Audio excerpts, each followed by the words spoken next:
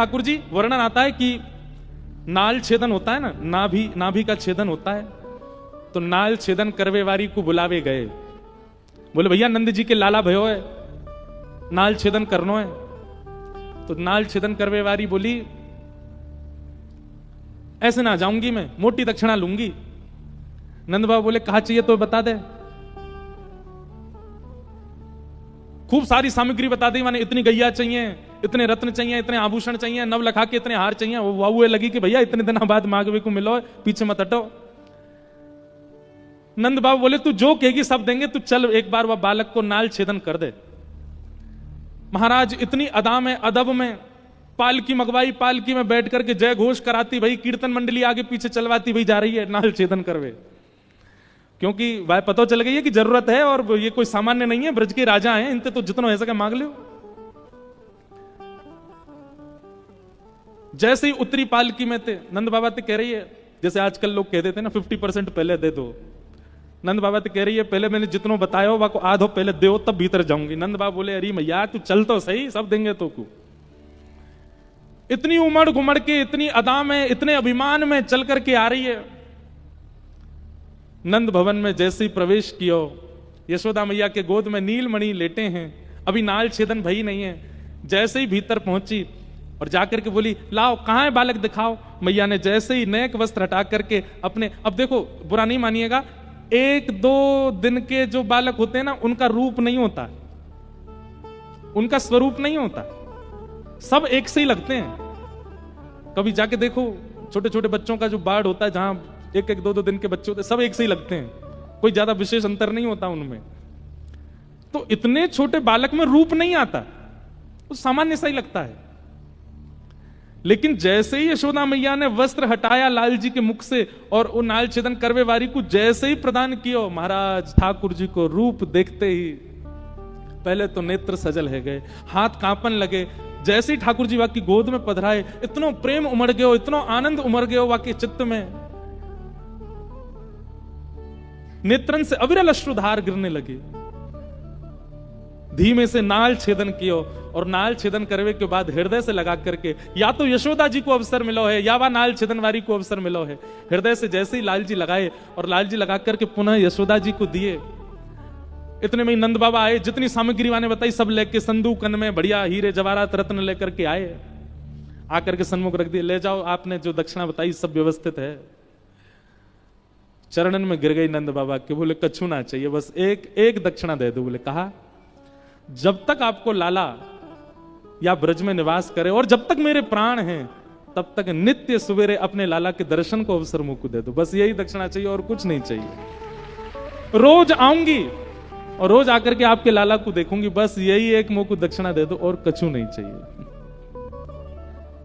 मतलब विषय का चिंतन करके आई थी, पर ठाकुर जी के संपर्क में आते ही विषय छूट गया, दर्शन प्रारंभ हो गया। ऐसी स्थिति उसकी हो गई। ब्रज में लाल जी जन्मे हैं, ब्रजवासियों का सब विषय छूटता जा रहा है, सब भोग विलास छूटता जा रहा है, सबके विषय, सबके भोग, सबके सब कुछ अब श्री कृष्ण बन चुके हैं, बस और कुछ नहीं। सबको केवल एक ही चीज चाहिए, बस लाला हमको दिखता रहे। सब ब्रजवासी नाच रहे।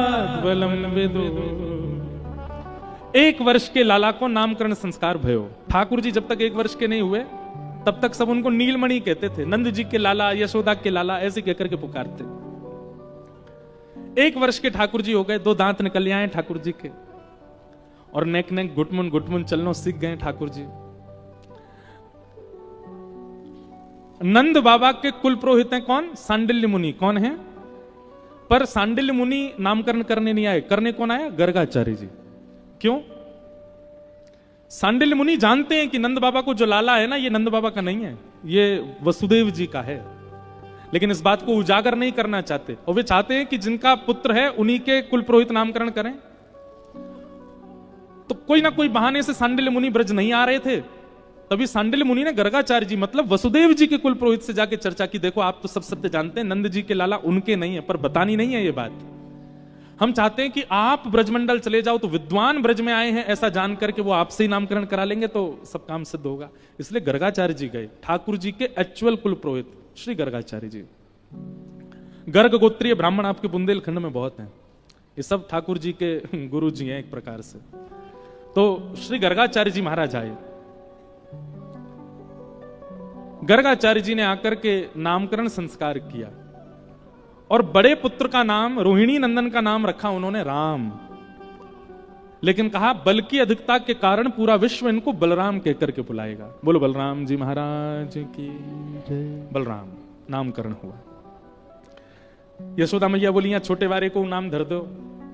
गर्गाचार्य जी बोले, मैया बहुनी संति नामानि रूपाणि च सुतस्य ते गुणकर्मानुरूपाणि तान्यहं वेदनो जना।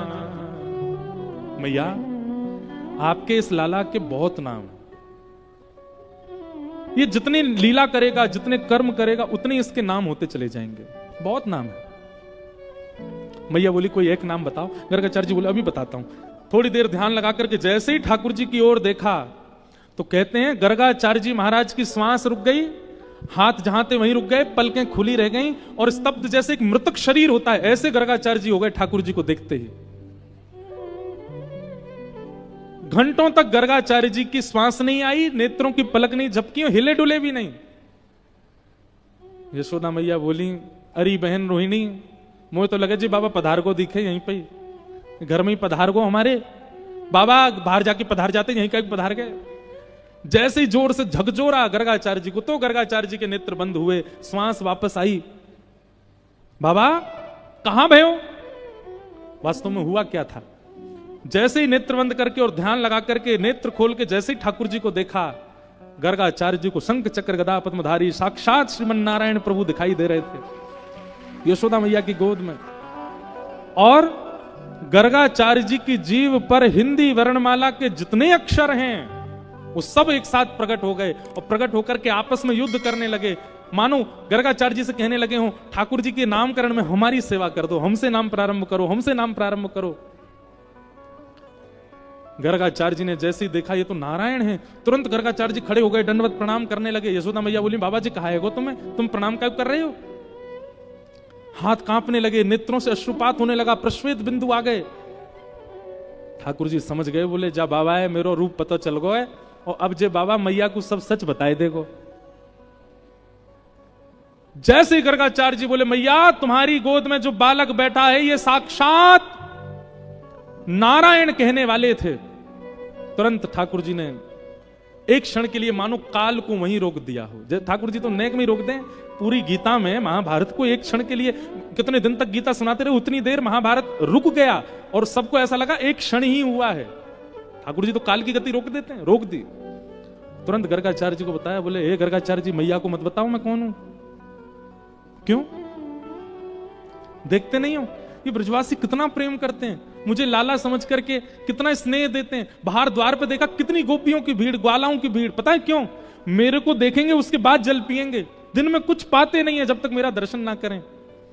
और इनके दर्शन में मेरे प्रति प्रभुता का भाव नहीं है, ये सब मुझे लाला मानते हैं, ये अपना बालक मानते हैं, अपनत्व की भावना से मेरा दर्शन करते हैं। कोई गुरु भावना, कोई भगवत भावना नहीं है इनके चित्त में।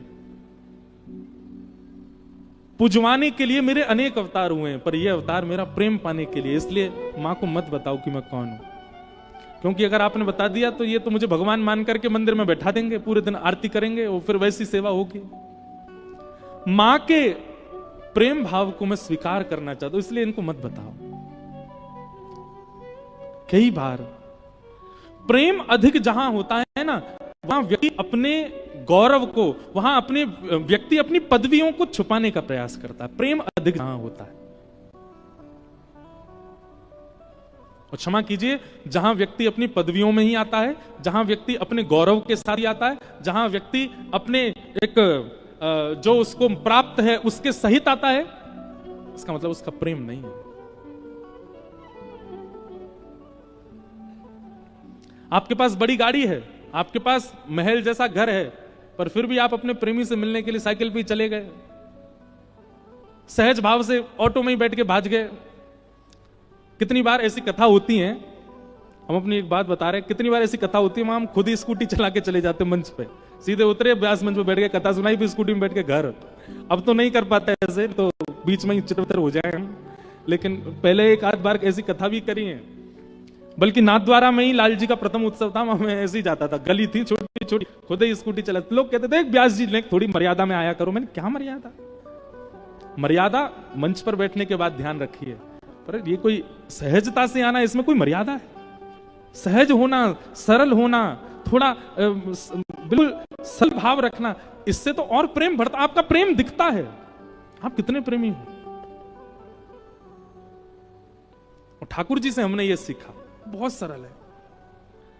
गर्गाचार्य जी के आगे हाथ जोड़ रहे हैं, नाथ मां को मत बताओ कि मैं परमात्मा। इन गोपियों को नहीं पता चलना चाहिए कि मैं ईश्वर हूं।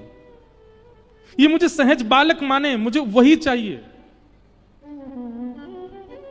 और एक क्षण के लिए ठाकुर जी ने स्तब्ध करते हुए पुनः वापस काल प्रारंभ कर दिया। और गर्गाचार्य जी इतना बोल चुके थे कि आपकी गोद में जो बालक बैठा है ये साक्षात नारायण। और नारायण कहकर के रुक गए। यशोदा मैया बोली, क्या बोले आप, साक्षात नारायण? नहीं मैया, नारायण समूह गुणई, नारायण जैसे गुण वाला है आपका लाला, नारायण नहीं है ये परमात्मा नहीं है, भगवान नहीं है। पर हां, आपका लाला कोई अद्भुत लीला करे तो आप ज्यादा आश्चर्य मत करना, इसमें नारायण जैसे गुण हैं। ठाकुर जी मंद मंद मुस्काने लगे, हाँ बस इतना ठीक है, बस मां को मत बताओ कि मैं ईश्वर हूं।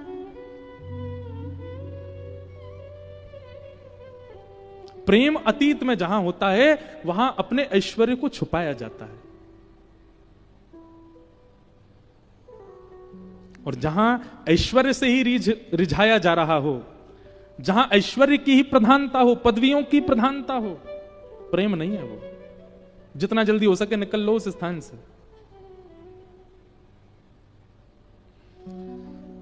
छोटे से गोपाल जी, देव की यशोदा मैया बोली, नामकरण करो लाला को। तब आसन वर्णास्त्रयो ह्यास्य गुह्यतो तनुयुगम शुक्ले रक्तस्तथा पीत इदानीं कृष्णतां गतः। मैया, आपका ये बालक पहले भी जन्म ले चुका है, पहले कभी ये श्वेत वर्ण का था, कभी रक्त वर्ण का था, कभी पीत वर्ण का था, इस बार ये श्याम वर्ण का है, इसलिए आपके लाला का नाम मैं कृष्ण रखता हूं। कृष्ण का मतलब श्याम स्वरूप, आपके लाला का नाम कृष्ण रखता हूं। बोलो बाल कृष्ण लाल की। कृष्ण नाम सुनते ही यशोदा मैया आनंदित हो गई, हाँ आपने बढ़िया नाम रखो मेरे लाला को, कृष्ण। कृष्ण शब्द का मतलब वर्ण भी होता है, और कृष्ण एक स्वभाव भी है। कैसा स्वभाव? कर्षतीत कृष्ण, जो सबको अपनी ओर आकर्षित करे, उनका नाम है कृष्ण। ठाकुर जी का नामकरण हुआ। अब ठाकुर जी नेक नेक मैया की उंगली पकड़ के खड़ो हेनो सीख गए हैं, धीमे धीमे चरण आगे धरते हैं, चलना सीख रहे हैं। जैसे ही ठाकुर जी खड़े हो जाते हैं, सो यशोदा मैया अपनी उंगली हटा लेती हैं, और खड़े खड़े ठाकुर जी दोनों भुजा उठा करके आगे कभी पीछे अपने आप को संभालते हैं। आकाश मार्ग से देख करके देवता सब बलैया लेते हैं, वाह पूरे विश्व को धारण करने वाला आज स्वयं धारण होना सीख रहा है। और धीमे धीमे ठाकुर जी गिर जाते हैं, रोने लग जाते हैं, मोटे मोटे आंसू निकलते हैं। यशोदा मैया आती है, फिर जहां ठाकुर जी गिर जाते हैं उसी धरती को मारती हैं। अच्छा जाने मारो मेरो लाला, या की पिट्टी करता हूं? हाँ मैया, या को पीट है। ठाकुर जी भी स्वयं मारते हैं फिर उसको। ऐसे ठाकुर जी लीला कर रहे हैं। एक दिन एक अद्भुत लीला हुई। क्या? विक्रेतु कामाखिल गोपकन्या मुरारी पादार्पित चित्तवृत्ति दध्यादिकं मोहवशाद्य बोच्य गोविंद दामोदर माधवेति। ठाकुर जी अब धीमे धीमे चलना सीख गए। मैया लाला को वस्त्र नहीं पहनाती है, आभूषण पहनाती है। आभूषण में ही ठाकुर जी ढक जाते हैं थोड़े बहुत, नीचे कुछ पहनते नहीं है, नंगे ही घूमते हैं पूरे दिन। और केवल केश गूंथ करके, सुंदर घुंघराले केशों को यहां बांध के एक मोती की लड़ बांध देती हैं, और उसमें एक मोर पिछ लगा देती हैं। अच्छा, यशोदा मैया का एक इतना सुंदर भाव है। यशोदा मैया क्या करती हैं? सुबह उठती हैं, स्नान ध्यान करके और सब घर के कामों से निवृत्त होकर फिर ठाकुर जी को उठाती हैं, और उठाने के बाद मैया नवाती नहीं है लाला को, तो अपने सुंदर वस्त्र पे ही जल लेकर के निचोड़ के, गीले गीले जल हो जाते हैं उससे मुख पोंछती है, नाक पोंछती है, माथा पोंछती है, गला पोंछ के सर्वांगीण अंग पोंछ देती है। और पहुंचने के बाद फिर ठाकुर जी का सर्वांगीण श्रृंगार करती हैं, आंखों में काजल लगाती हैं, तिलक लगाती हैं, केश गूंथ करके सुंदर जूड़ा सा बना देती हैं, उस पर मोर पिच्छ लगाती हैं, ठाकुर जी को सुंदर सुंदर आभूषण पहनाती हैं, हाथों में बाजूबंद कड़ूला आदि सब पहना करके ठाकुर जी को सुंदर तैयार कर देती हैं।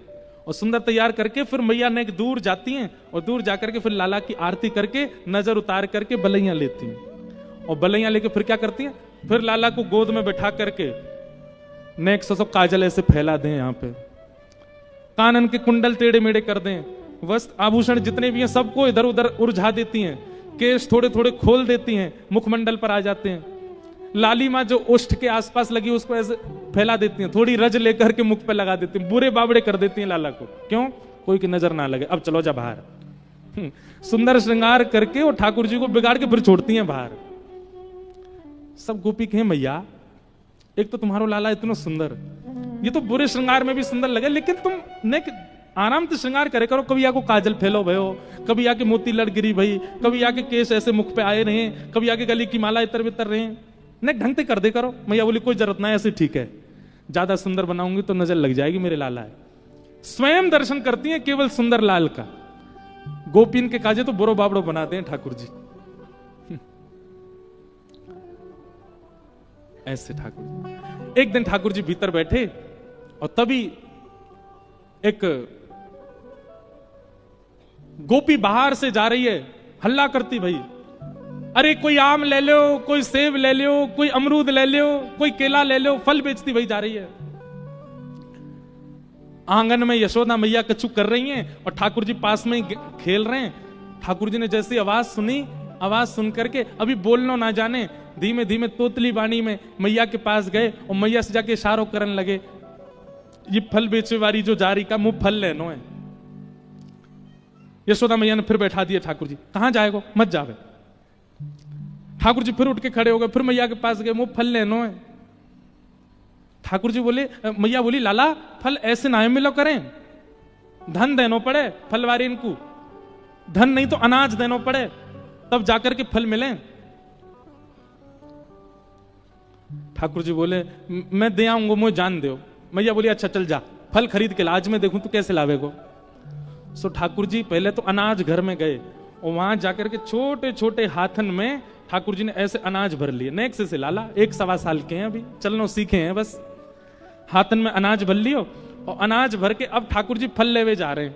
तो अनाज तो भर लिए लेकिन यहां से हाथ ऐसे खुले हुए, सबरो अनाज नीचे गिरते जा रहा है। और वहां में भी बड़े लोग तो भैया संभलनो जाने, बालक तो कूदते भय जा रहे हैं, ठाकुर जी जोड़ते कूदते भय जा रहे हैं, सबरो अनाज गिरते जा रहा है। और यशोदा मैया इस लीला को देख रही है, लाला आज फल लेवे जा रहा है, खरीदवे जा रहा है। जैसे ही नंद भवन के सामने थे वो गोपी निकली, तोतली वाणी में ठाकुर जी चिल्ला रहे, अरे फल वाली रुक जा, अरे नेक रुक जा। और उसका स्वर जैसे ही सुना है, ठाकुर जी का स्वर जैसे ही देखा, नन्हे से गोपाल जी केश घुंघराले फैले हुए हैं, सुंदर आभूषण पहने, हाथ में गेहूं लेकर के दौड़ते उछलते जा रहे हैं, सबरे गेहूं फैलते जा रहे हैं। और इतनी तत्परता फल लेने की ठाकुर जी के मुख पर दिख रही है। उस छवि को देख करके वो फल बेकेवारी तो मोहित है गई लाल जी पे। विक्रेतु कामा खेल गोप कन्या मुरारी पादार पित चित्त वृत्ति, उसकी चित्त वृत्ति लग गई ठाकुर जी के चरणों में, बैठ गई, थोड़ी पे हाथ धर के ठाकुर जी को दौड़ते आते हुए देख रही है। ठाकुर जी समीप गए और समीप जाके हमें फल दे दे। गोपी ने हाथ आगे किया, पहले कछु दो। सो ठाकुर जी के हाथ से सबरे गेहूं फैल गए, एक गेहूं को दानो बचो बस। सुबह को लेकर करें ले जाके बल में जितना आवे दे दे। और एक गेहूं को दानो लेकर के गोपी ठाकुर जी को देख रही है और रूप माधुरी को देख करके आनंदित हो रही है। ठाकुर जी ने उसको एक गेहूं का दाना दे दिया। गोपी बोली अरे इतनी दक्षिणा, इतनी दक्षिणा तो मैं बहुत कुछ दे दूंगी। ठाकुर जी बोले ना, इतना दे दे जितना मेरा पेट भर जाए, बस इतना दे दे। अब वो सखी क्या कर रही है, ठाकुर जी तो बोली थैला लाए संग में। ठाकुर जी बोले थैला के बराबर तो हम ही हैं, कहां थे थैला ला में, ऐसे ही दे दे। एक फल हाथ में दे दिया, छोटे छोटे हाथ, फलन थे छोटे तो हाथ हैं लाल जी के, एक आम ले लियो, एक में सेब ले लियो। अब गोपी बोली ये वाले हाथ उठाओ। ठाकुर जी ने ऐसे उठाओ, एक केला यहां लगा दियो, बोले अब हाथ नीचे कर लो, ऐसे कर रहे हैं। दूसरा केला यहां लगा दियो, तीसरा यहां फल रख दियो, ऐसे ठाकुर जी के हाथ सबरे फलन में कर दिए। ठाकुर जी ने कमर पे एक कपड़ा बांध रखो, वो कपड़ा खोल करके वहां में खूब सारे फल खोस के एक घुर्र गांठ बांध दे, कर्री गांठ। सो ठाकुर जी के पेट पे फल बांध दिए। थोड़े छोटे छोटे कच्चू अंगूर हैं, वो ठाकुर जी के केशन के बीच में लगा दिए। एक आध कोई सामग्री यहां लटका दी। ठाकुर जी इतने सुंदर लग रहे हैं, उनके रूप माधुरी को देख करके वो फल बेचने वाली तो मोहित ही हो गई। ठाकुर जी जैसे ही नंद भवन जाने लगे, उसके तो मानो जैसे प्राण निकलने लगे। दौड़ते दौड़ते ठाकुर जी जा रहे हैं, कहीं से आम निकल के गिर रहे हैं, कहीं से केला गिर रहे हैं, कहीं से सब गिर रहे हैं। यहां आए थे तो एक अनाज का दाना हाथ में, नंद भवन पहुंचे तो भी एक ही फल लेके पहुंचे, सब गिर आए रास्ता में। गोपी उस स्वरूप को देख करके जैसे ही आगे बढ़ी, फल लेकर के चलने लगी। अब ये नहीं कह रही है आम ले लो, अमरूद ले लो, केला ले लो, अब तो कह रही है कोई घन श्याम ले लो री, कोई नंदलाल ले लो री, कोई घन श्याम ले लो री, कोई नंदलाल ले लो री। पूरे नगर में भ्रमण कर रही है, नंदलाल ले लो, घनश्याम ले लो, कृष्ण ले लो, मुरारी ले लो। ऐसा रूप है ठाकुर जी को, कहां तक वर्णन करें, इतनी लीलाएं हैं श्री ठाकुर जी की ब्रज की। 11 वर्ष 56 दिन में ठाकुर जी ने उस प्रेम के समुद्र को प्रकट कर दिया वृंदावन में, जिसमें आज तक गोते लगा रहे हैं और लाखों वर्षों तक गोते लगाते रहेंगे लोग। वह प्रेम का सरोवर है।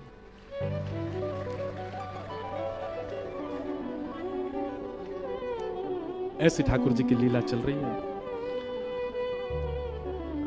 श्रृंग्यग्निड्यं शशि जलद्विज कंटकेभ्य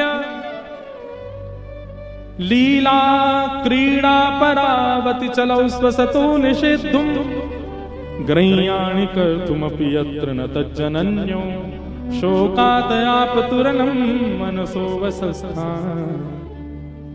ठाकुर जी विविध विविध लीलाएं कर रहे हैं, उन सबका वर्णन यहां किया गया है। हम सबको प्रणाम, बस श्लोक गा के प्रणाम कर दे रहे हैं। ब्रज लीला है तो बहुत सुंदर।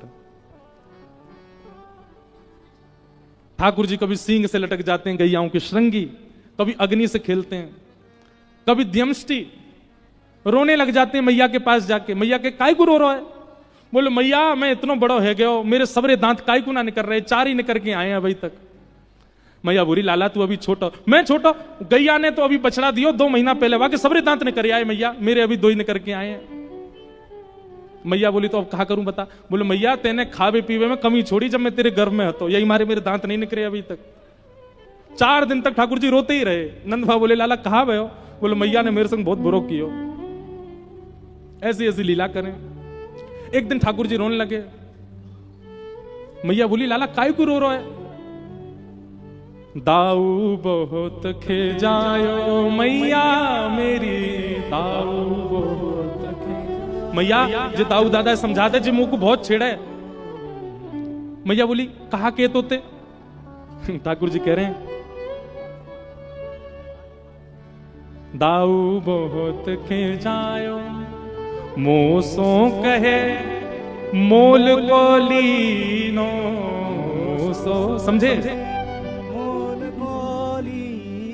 तू यशुमती कब जायो लाला, तू यशुमती। मैया जी जसोदा ये दाऊ दादा मुझको बहुत छेड़ा है। मैया बोली कहा के? बोले यूं के कि तो हम आधी रोटी पे लेके आए कोई ते, तू यशोदा को लाला ना है, तू यशोदा को पुत्र ना है, तू तो आधी रोटी में हम कहीं से लेके आए। मोसो कहे मोल को लीन हो, मोसो कहे तू यशोमती कब जायो लाला, तू यशोमती। यशोदा मैया ने जैसी बात सुनी सोई लाला गोद में बैठा। लाला तू बाकी बात पे भरोसा काहे को करे? मैया कछु घटना ऐसी है जाए बात पे मुझे भरोसा है जाए कि दाऊ दादा सही कह रहा है। मैया बोली ऐसी कौन सी घटना है? ठाकुर जी बोले मैया गोरी बाबा गोरे, मैया गोरी मैं कारो कते जायो मैया, मैं कारो कते। मैया तू भी गोरी है और जी नंद बाबा गोरो, मैं कारो कैसे है गो मैया? यशोदा मैया अंक में भरे लाला तू रात में भयो ना, ये हमारी कारो है गो, चिंता मत करे। अंधेरी रात में भयो या मारे तेरो स्वरूप कार होएगो। और देख तू सबरी गैयान में सबसे ज्यादा दूध पीवे श्यामा गैया को, बहु सांवली है वाको दूध पीवे या हमारे सांवरो होएगो। अच्छा मैया अब मुंह को पतो चरी, लेकिन मैया एक संशय और है। मैया बोली और का संशय? बोले मैया ऊधम मैं भी करूं, ऊधम दाऊ दादा भी करे। दाऊ दादा है तो तू केवल डांटे, मेरे पीछे छड़ी लेके भागे, या तो मुझे संशय है जा मैं तेरो ही लाला हूं कि ना हूं। तू मुझे मार भी भागे तो मुझे यूं लगे मैं तेरो लाला ना हूं। यशोदा मैया ने अंक में भर लिए, लाला तू ऐसी बात मत करे कर, तू मेरो ही लाला है। ठाकुर जी बोले मैं कैसे मानूं? श्री यशोदा मैया गोद में लेकर के लाल जी को गौशाला में गई और सब गैयान की शपथ खा के यशोदा मैया बोली लाला मैं गैयान की सौंख खा रही हूं, तू मेरो ही लाला और मैं तेरी मैया हूं। तब ठाकुर जी प्रसन्न हुए, तब रोनो बंद भयो। इतनो रो में प्रेम स्वरूप है श्री कृष्ण, कोई कह ही नहीं सकता लीला सुन के कि ये परमात्मा है। ऐसी लीला कर रहे हैं ठाकुर जी, सुंदर लीला ठाकुर जी की वृंदावन में चल रही है। उस लीला को देख करके सब आनंदित हो रहे हैं। सब द्वारिकाधीश जी हमें एक वैष्णव एक पर्चा 3 बार दे गए, बोले महाराज जी इसको पढ़ना। आज वसंत उत्सव करने के बाद पढ़ा और उसमें एक बड़ी प्रसिद्ध लीला, अब यहां तो लोगों को पता होगी पर कई लोग बाहर की कथा सुन रहे हैं ना, जो सागर कभी आते होंगे या कभी भविष्य में आए, उनको भी पता होना चाहिए कि यहाँ के ठाकुर बिल्कुल साक्षात हैं। वैसे ठाकुर की साक्षातता पर कोई प्रश्न चिन्ह नहीं है, वो तो हमारे घर के ठाकुर जी भी साक्षात हैं, पर यहाँ के जो लाला हैं वो ब्रज से यहाँ ब्रज प्रकट करने आए हैं, इस बात की साक्षातता के लिए कथा प्रमाण है। कथा है कि अब मुझे नाम तो सबके याद नहीं, पर मैं कथानक बस सूक्ष्म से सुना दूं कि प्राचीन काल में खजुराहो और भोपाल का ये राजमार्ग सागर बीच में पड़ता है। यहां ठाकुर जी किसी भक्त की भावना की पूर्णता के लिए आए और श्री अटल बिहारी जी का यहां पर मंदिर निर्माण किया गया। तो कहते हैं कि प्राचीन काल था, इतने लोग भी नहीं थे, इतना धन भी नहीं था मंदिरों में। देखो मंदिर में धन अर्पित आप मंदिर के लिए नहीं करते हैं, ठाकुर जी के लिए नहीं करते। कई लोग कहते हैं मंदिर में क्यों डोनेशन चढ़ाना, मंदिर में क्यों ठाकुर जी को तो लक्ष्मीपति हैं, उनको क्या आवश्यकता? उनको आवश्यकता नहीं, पर मंदिर में कितने सारे कार्यकर्ता हैं, मंदिर के पुजारी जी हैं, उनका भी परिवार है, मंदिर का निर्माण है, मंदिर में भोग है, उन सबके लिए अर्पित करना चाहिए भाव। ठाकुर जी को आवश्यकता नहीं उसकी। तो धन नहीं था, इतने ज्यादा धन नहीं थे, तो धन ना होने की वजह से पोशाक भी नहीं, श्रृंगार भी नहीं और कई बार भोग भी नहीं ठाकुर जी के लिए। रात्रि का समय और श्री बिहारी जी अटल बिहारी जी को व्यारू भोग रखने की सामग्री नहीं थी। ठाकुर जी का व्यारू, रात्रि के भोग को व्यारू बोलते हैं। श्री अटल बिहारी जी का व्यारू भोग नहीं लगा था। पुजारी जी महंत जी जो उस काल के थे बड़े व्याकुल हो गए, चरणों में प्रणाम करते हुए श्री अटल बिहारी जी से कहा, हे नाथ हमें क्षमा करो, आप कृपा करके हमारी सागर में पधारे हैं, सागर के वैष्णवों पर, बुंदेलखंड के लोगों पर कृपा कर रहे हैं, पर आपका हम भोग भी नहीं धरा पा रहे हैं, इतनी हम लोगों पर अयोग्यता है। आज ठाकुर जी आप बस अपनी व्यवस्था कर लें, या तो ब्रज ही चले जाएं, रात में वहीं आपको भोग प्रसादी हो। अब देखो ठाकुर जी कोई पाते नहीं है, पर प्रेमी अगर सेवक है तो ठाकुर जी पाते भी हैं, ठाकुर जी को भूख भी लगती है। और कोई व्यक्ति केवल थाली रखता है, उसको कोई भावना नहीं, ठाकुर जी पाते भी नहीं है। एक बार हमारे वृंदावन की घटना, किसी मंदिर में ठाकुर जी का भोग पधराया गया। भोग पधराने के बाद में पुजारी जी बाहर आ गए, कपाट लगा दे। ठाकुर जी के भोग में कपाट क्यों लगाते हैं? ताकि ठाकुर जी सहज हो जाएं और सहज होकर के प्रेम से प्रसाद पालें। किशोरी जी आएंगी, किशोरी जी पवाएंगी, मधुमंगल श्रीदामा सब सखा आएंगे, सब बैठ के पाएंगे ठाकुर जी के साथ। अब हम लोगों की दृष्टि में इतनी भावना नहीं कि ठाकुर जी हमारे सामने प्रकट भोग लगा लें, इसलिए कपाट रखा जाता है। उसका भी नियम होता है, 15 मिनट, 20 मिनट, 45 मिनट, उतनी देर ठाकुर जी का भोग लगेगा, कपाट रहेंगे, चाहे कोई आ जाए कपाट नहीं खुल सकते। और कपाट खोलने से पहले ताल बजाए जाते हैं, ठाकुर जी को सहज किया, ठाकुर जी हम आ रहे हैं भीतर, आप सहज हो जाओ। तो पुजारी जी ने भोग धरा। भोग धरने के बाद आप बाहर बात करने लगे किसी से, और बात करते करते आपको लगा कि समय पूरा हो गया, और जबकि समय अभी भोग का पूरा हुआ नहीं था, और आप बिना ताल बजाए मंदिर के भीतर प्रवेश कर गए। जैसे ही आपने पर्दा हटाया, ठाकुर जी को पता तो चल गई पुजारी जी आ रहे, दौड़ते भागते बेचारे अपनी पीताम्बरी कस के जाके अपने सिंहासन में जैसे खड़े भये। खड़े तो हो गए ठाकुर जी, लेकिन दाल और कड़ी और चावल मुख पे ही लगे रह गए, मुख पहुंचना भूल गए। और पुजारी जी ने वो देख लिया, और जैसे पुजारी जी ने देखा नेत्र सजल हो गए। पुजारी जी दूर से बलियां लेने लगे, वो जय जय क्षमा करियो, आज ताल बजानो भूल गो, लेकिन ताल बजानो भूल गो तभी तो ये दर्शन हुए। ठाकुर जी का मुख स्पष्ट करके स्वच्छ करके क्षमा याचना की, फिर से भोग बना के फिर पधराया। हमारी वजह से ठाकुर जी को श्रम हो गया। ठाकुर जी पाते हैं, पर कब पाते हैं? पवाने वाला प्रेमी हो, वो केवल थाली रख के उठाना जानता हो, उसमें पाते भी नहीं है ठाकुर जी। इतने वैष्णव हैं पूरे विश्व में, कहीं तो कोई होगा प्रेम से पवाने वाला, वहीं पाते हैं ठाकुर जी।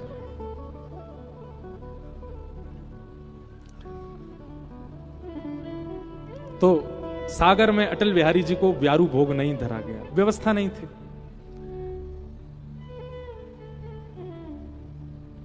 कपाट बंद करके पर्दा आदि करके ताला लगा के बड़े व्यथित मन से पुजारी जी चले गए, रोते रहे, बोले आज हमसे हमारे कैसे अभागे, इससे बढ़िया तो ठाकुर जी सागर आमे ही नहीं, वहीं रहते, कम से कम प्रेम से प्रसाद तो पाते, यहां हम पवा ही नहीं पा रहे ठाकुर जी को। लेकिन उनकी विरह वेदना, पास ही में एक सुंदर दुकान थी, आज सुबह से वहां कोई आए भी नहीं थे ऐसे प्रसाद लेने वाले। सुंदर दुकानदार जो थे बढ़िया मिठाइयों को दोना में परोस करके बाहर सजा के रखते थे, लोग बाग आके धनराशि देते, वो दो नाम देते, लोग भोग लगाते बिहारी जी का। पर आज कोई दर्शनार्थी नहीं आया सुबह से। अचानक से शाम का समय, रात्रि का समय, मंदिर आदि बंद हो गए, दुकानें सब, बाजार बंद होने लगा। तो जिनकी मिष्ठान की दुकान थी वे भी अपनी दुकान बंद करने लगे। तभी एक बढ़िया सेठ साहूकार का रूप, बढ़िया सुंदर, गले में स्वर्ण पहने हैं, अंगूठियां पहनी हैं, कड़ूला पहने हैं, हाथन में कानन में कुंडल, और बढ़िया कोई जैसे मानो सेठ हो, कोई ऐसा रूप धारण करके कोई आए और आकर के कहा भैया क्या दाम है, कितने सेर आपके यहाँ मिलती है मिठाई। पहले तो रूप देख करके वो बोले कि कोई सामान्य रूप, सामान्य किसी व्यक्ति का रूप तो नहीं लगता, बड़े सुंदर हैं। दोबारा पूछा, अरे भैया आपसे पूछ रहे हैं क्या भाव लगाई है मिठाई। बता दिए जो भी उस समय का मूल्य था, वो इतना है, इतने रुपया एक दोने का है, आप ले लीजिए। आपने दोना उठाया और उठा करके जैसे ही अपनी जेब में हाथ डाला तो रुपया था ही नहीं। आपने कहा भैया हम रुपया तो भूले आए घर पे, हम क्या दें आपको। तो इतना सुंदर रूप था उनका, इतने उनकी उपस्थिति इतनी सकारात्मक थी कि वे मिठाई वाले भैया बोले कोई बात नहीं आप ले जाओ, धन तो कभी दे देना आप, कोई बात नहीं। नहीं नहीं नहीं ऐसे नहीं पाना चाहिए, कुछ तो देंगे हम आपको। खूब मना किया, बोले कोई बात नहीं आप फिर कभी दे देना, पर नहीं हम तो देके जाएंगे। और तभी उन सज्जन व्यक्ति ने अपनी एक अंगूठी हीरा की उतार के धर दी।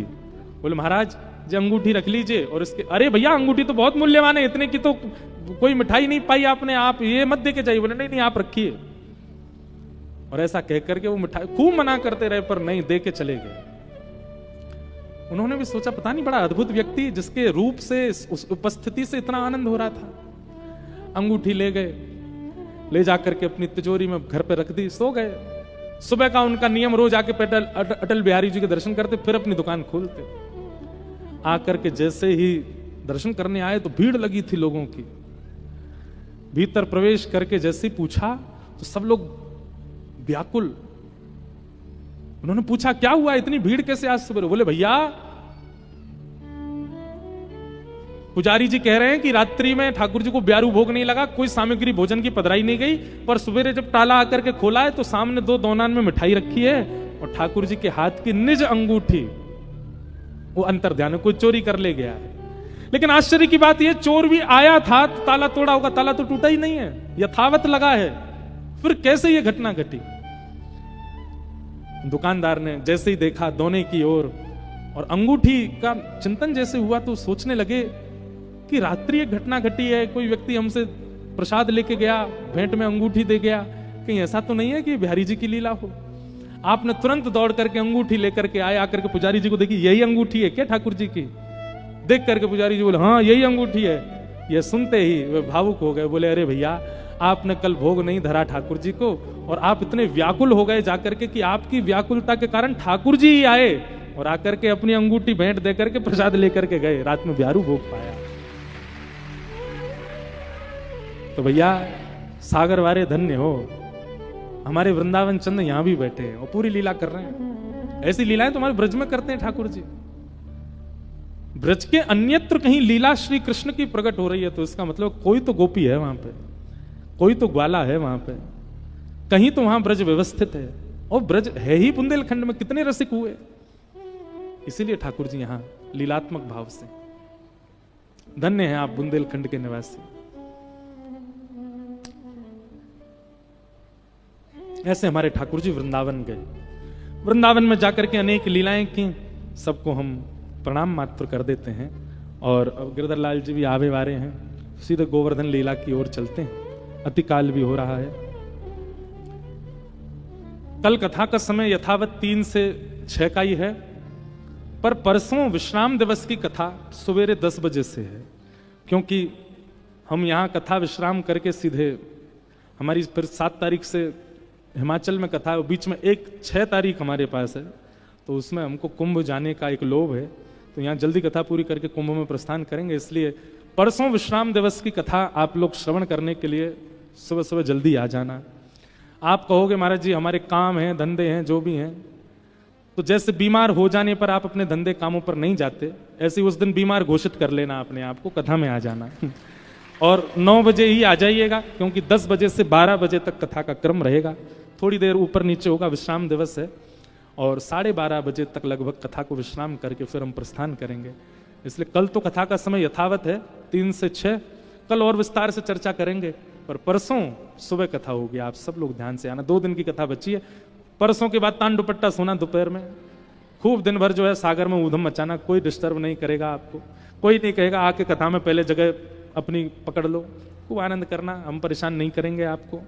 फिर परेशान करने बहुत जल्दी सागर फिर आएंगे, और अगली बार कुछ ज्यादा परेशान करने आएंगे। इस बार तो हमने बस 2-3 घंटा ही किए हैं, अगली बार ने एक और समय सुनाएंगे। सागर के लोगों में भावना तो बहुत है, प्रेमी भावी सब श्रोता हैं यहाँ के, तो उसी भावना से जल्दी आएंगे सागर। आइए गोवर्धन लीला की ओर चलें। अनेक लीलाएं वृंदावन में करने के पश्चात ठाकुर जी ने एक दिन देखो कि महाराज सबरे ब्रजवासी अपने घर में 56 भोग बना रहे हैं। ठाकुर जी ने जाके नंद बाबा से पूछी, बाबा जी कौन के काजे बनना है इतना प्रसाद? नंद बाबा बोले, लाला हम ब्रजवासी को देवता इंद्र महाराज है, वाकु प्रसन्न करवे के काजे, क्योंकि हम सब किसान हैं, हमारी खेती बाड़ी सुरक्षित रहे, तो इंद्र को प्रसन्न करवे के काजे हम साल में एक बार 56 भोग लगा करके इंद्र को प्रसन्न करें। ठाकुर जी बोले, मतलब इंद्र को भोग नहीं लगाओगे तो इंद्र ओला बरसावेगो, इंद्र अतिवृष्टि करेगो? ब्रजवासी बोले, हाँ लाला, जाके घर से सामग्री नहीं जावे तो इंद्र वापस नाराज है जाए। ठाकुर जी बोले, ऐसे देवता काय काम के जिनकी क्रिया पूरी नहीं गई तो वो नाराज है जाए? ये बात बिल्कुल ध्यान से सुनिएगा, भगवान पे इतना समय नहीं है कि आपने एक दिया नहीं जलाया तो आपसे नाराज हो जाएंगे। ये सब बातें जो कही जाती हैं इन सब पर विश्वास नहीं करना है। इतना बड़ा ब्रह्मांड है, इतना विकसित ब्रह्मांड है, आपका एक छोटा सा दिया ना जलने पे आपके देवता नाराज हो जाएंगे आपसे? मतलब पूरे ब्रह्मांड में आपका ही दिया चाहिए, उसी से ही उनको दिखता है, उसके अलावा दिखेगा नहीं। ये सब आपका भ्रम बन जाता है कि हमने ऐसा नहीं किया, वो नहीं किया, वो तो भाई हमारे कुल देवता नाराज। ये सब आपके प्रारब्ध के कारण जीवन में आता है, और जितना जिस वस्तु पर आप विश्वास करेंगे फिर वैसा ही बनता चला जाता है जीवन। हमारे वो रूठे पड़े हैं, हमारे पितृ रूठे पड़े हैं, हमारे वो रूठे पड़े नहीं। आप अपने कर्म को सिद्ध करते हुए चलिए, देवी देवता इतनी जल्दी नाराज होने वाले नहीं है। हमने ऐसा नहीं किया, वो हम पे नाराज हो गए, क्यों होंगे नाराज? इसलिए अपने कर्म को शुद्ध रखिए, बस उसी पर विश्वास कीजिए। ठाकुर जी स्वयं कह रहे हैं यहां पर, बोले भैया इंद्र नाराज नहीं हो, वाकई लिए आप 56 भोग लगा रहे हैं, कहीं सूर्य नाराज है क्यों? तो सूर्य ने प्रकाश देना बंद कर दिया तो आपकी खेतीबाड़ी चलेगी? और सूर्य भी नाराज नहीं हुए, इंद्र भी नाराज नहीं हुए, वरुण नाराज हो गए तो, वायुदेव नाराज हो गए तो? पिताजी ऐसे अगर मनाने लग गए ना देवताओं को, 33 कोटि देवता हैं, सबको मनाओ, एक भी नाराज हो जाएगा तो हमारा काम बिगड़ेगा। तब ब्रजवासी बोले तो कहा करें? तब 7 बरस के ठाकुर जी प्रवचन कर रहे हैं ब्रजवासियों के आगे। कर्मणा जायते जंतु कर्मणैव विलीयते, सुखम दुखम भयम क्षेमम कर्मणैव विपद्यते। कर्म से ही सुख मिलता है, कर्म से ही दुख मिलता है, जैसे कर्म होंगे वैसा जीवन हो जाता है। पिताजी कई बार पूर्व के कर्म भी हमको इस जन्म में भोगने पड़ते हैं, पर हम दोष मढ़ देते हैं देवताओं के ऊपर। नहीं, कर्म बस शुद्ध रखिए पिताजी। देवताओं को प्रसन्न करने से या इस प्रकार एक एक देव की अलग पूजा करने से आपके कर्म शुद्ध होंगे, आपका सब कुछ पवित्र होगा, ऐसा नहीं होगा पिताजी। कर्म शुद्ध करो, मेहनत करो, परिश्रम करो। और रही बात देव वंदन की, देव पूजा की, तो एक साधे सब सधे, एक ऐसे की पूजा करो जिससे सबकी पूजा हो जाए। बोले एक ऐसा कौन है? बोले साक्षात नारायण भगवान, और वही नारायण हमारे ब्रजमंडल में गोवर्धन रूप में विराज रहे हैं। अगर पूजा करनी है तो उनकी करो, इंद्र भी प्रसन्न है जाएगा, सूर्य भी प्रसन्न, वरुण भी प्रसन्न, सरस्वती भी प्रसन्न, सब देवी देवता एक उनकी पूजा से प्रसन्न हो जाएंगे। क्यों? क्योंकि वो साक्षात नारायण है। जड़ में पानी डालो, सारे पत्ते हरे भरे हो जाएंगे, पत्तों में पानी डालने की आवश्यकता थोड़ी है। एक प्रकार से कहा जाए बंधुओं, श्री कृष्ण कौन है? पर्यावरण मित्र हैं। कौन है? ठाकुर जी कहते हैं आप जप करते हो, आप परिक्रमा करते हो, आप यज्ञ करते हो, आप सारे साधन करते हो, पर पर्यावरण की सुरक्षा का भाव आपके चित्त में नहीं है, तो भगवत मिलन में बाधा ही रहेगी आपके। हम तो कहते हैं यज्ञ तप जप थोड़ा कम हो जाए, पर पर्यावरण की शुद्धि का भाव आपके चित्त में आ जाए ना, ठाकुर जी एक जापक से पहले आपसे मिल जाएंगे, एक तपस्वी से पहले आपसे आके मिल लेंगे। क्यों? क्योंकि आप पर्यावरण के मित्र हो। ठाकुर जी चाहते हैं कि भैया ये 56 भोग बना करके एक पर्वत की पूजा करें, वृक्षों की पूजा करें, नदियों की पूजा करें, पर्यावरण की पूजा करें, तब इनसे सभी देवी देवता प्रसन्न होंगे। कहीं ना कहीं हम भारतीयों से देव नाराज अगर होते भी होंगे, वैसे तो होते नहीं, पर होते भी होंगे तो इसलिए होते होंगे क्योंकि हम पर्यावरण की ध्यान नहीं रखते। देवता सारे प्रसन्न हो जाएं। भारत सबसे ज्यादा प्रिय है देवताओं को, अगर भारत पवित्र हो जाए, स्वच्छ हो जाए।